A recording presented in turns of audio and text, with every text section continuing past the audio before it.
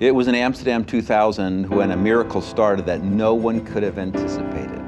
Dr. Graham asked if I would bring together 600 strategists from throughout the world to take one segment of Amsterdam 2000. And we decided during that time that we would invite people to come to a room, 600, and meet around 75 tables, and we would talk about everything that had to do with the completion of the Great Commission and the fulfillment of the Great Commission. It was the third day when we were gathered together, and Paul Eshelman stood up, who at the time was leading the Jesus Film Project, but was starting to really study people groups in a whole new way. Stood up and talked about the least reached or the unengaged people groups, at that time called untargeted people groups of the world. And there was about 230. Well, that's when Bruce Wilkinson came to the platform. He was working with Paul emceeing the whole meeting.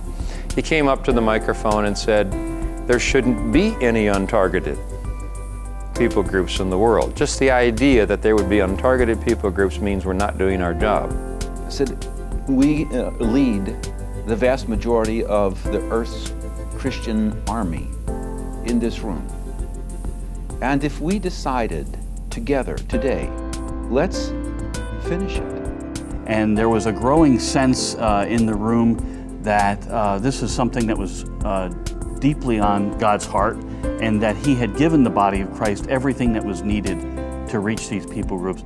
And eventually I challenged the people and said, why don't you get around with a group from your organizations from all over the world and take a look at all those sheets of all the unreached people groups, and why don't you pick the ones you feel God is calling you and your organization and take ownership of this. And so he said, if you'll take 1, 2, or 5, come up and shake Paul's hand and say, we're taking 2 from our organization. One person said, well, I'll take 1. And another person said, I'll take 3. And another guy said, I'll take 10. He was a layman, he didn't know what he was talking about. But to his credit, I met him out in India doing it. And I just stood back and watched God tap people's hearts here, here, here. People came up, some of them were weeping, they embraced each other, and they put their name, and you could see things were happening in the heavenlies at that moment. The blood of Christ was being applied to these groups that have yet to hear He died for them.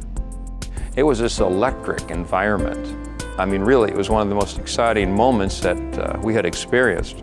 And we got up to about 141 and nobody came. Nobody, they were all done. There was no one else coming forward. I invited the men and women to consider coming forward again and making commitments if they felt God was leading them. A few did, and then it just stopped. I mean, it completely went quiet in the room.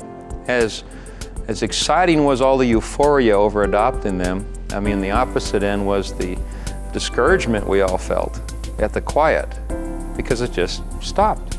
And I stood back from the pulpit and was praying quietly, saying to the Lord, Lord, every time I've ever watched you do something, you never did it halfway. You always completed it. Whatever you want, please complete it. And I was with Steve Douglas, who just become president of Campus Crusade for Christ. We were at the table together. He was our table moderator. And he knew I was with YWAM. And so he leans over and he goes, well, why don't our 2 organizations, YWAM and Campus, finish it? You know, take the rest of the list of the 232. And then all of a sudden, I saw a table out there, the table I was seated at, because it was the only table that had an empty chair on it. It was buzzing back and forth. And everybody else was kind of quiet, and these were key leaders in the country. I thought, that's unusual for them to be talking like at this moment. My mind is spinning. I'm looking at the list on the table, because the ones that are left are the hardest of the groups. I mean, these are the groups where you could go in, but maybe you wouldn't come out.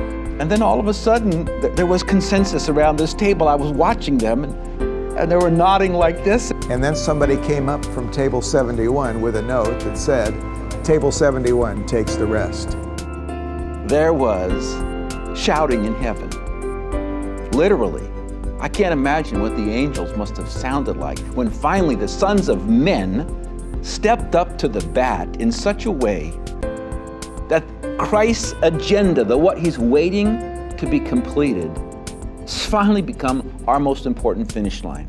And I'm sitting back at the table thinking, oh my gosh, what did we just do? we took responsibility for 120, 130 people groups.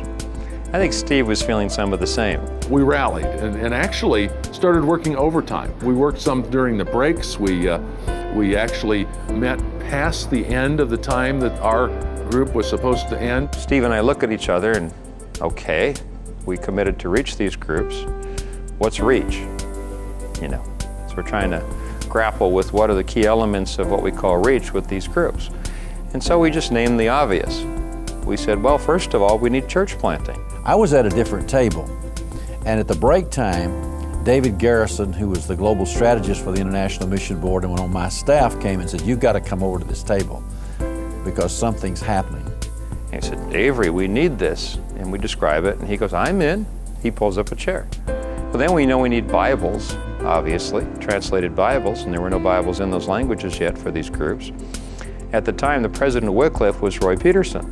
And during a break time, I was at a table adjacent to Table 71. The group at Table 71 called me over and said, you've got to come over and listen to what we're thinking about.